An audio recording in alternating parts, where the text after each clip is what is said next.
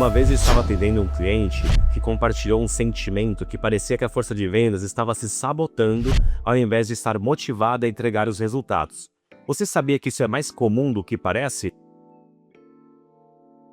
Um dos erros mais comuns que eu vejo quando eu vou prestar consultoria para empresas é focar excessivamente em indicadores que são bons apenas para a organização, sem exercitar a empatia e refletir sobre como é a perspectiva da equipe comercial sobre aqueles indicadores.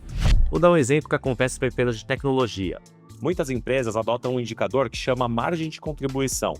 E aí coloca para alguns vendedores que ou não impactam nesse indicador, ou então não entregam os projetos que vendem. Ou seja, eles não têm impacto no custo da entrega, que é um fator essencial para calcular a margem. Imagine que você trabalha no time comercial dessa empresa. A meta é aumentar a margem, só que no momento da proposta, você projeta todos os custos e entende que a margem está boa. Só que o custo real da operação, ele só é apurado depois, e na verdade, ele varia de acordo com a performance do time de implementação, por exemplo. Você pode até vender mais, mas se os custos explodirem por um fator não previsto, a meta não vai ser atingida. E aí o vendedor perde comissão, que principalmente se for mensal, é o que vai custear as despesas de toda a família, do dia a dia. Isso é justo porque talvez ele tenha errado no cálculo? Ou é injusto porque o resultado não dependeu da performance 100% dele? A resposta não é única.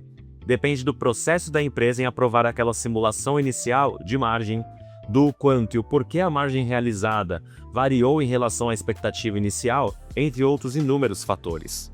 A primeira provocação que eu gostaria de deixar é: não existe um plano que consegue prever todas as intercorrências que podem acontecer.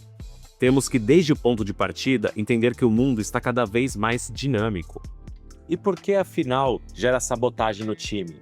Porque, no final das contas, como a margem realizada não estava na mão do vendedor, ele acaba tendo uma tendência a ser muito otimista na previsão dos custos, mais para fechar o negócio do que por realmente acreditar naquilo.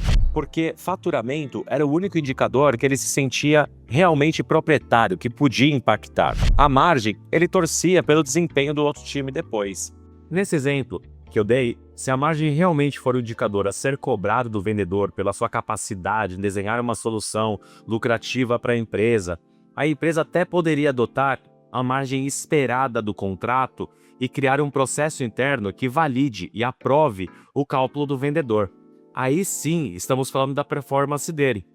E quanto à margem realizada, você pode ter um variável para o time de implementação, por exemplo, que considera a lucratividade entregue daquele projeto. Vocês já viram isso acontecer também? Então curta esse vídeo e deixe seu comentário. Às vezes, podemos levantar outros exemplos e soluções e podemos ajudar os demais colegas da nossa área, tá bom?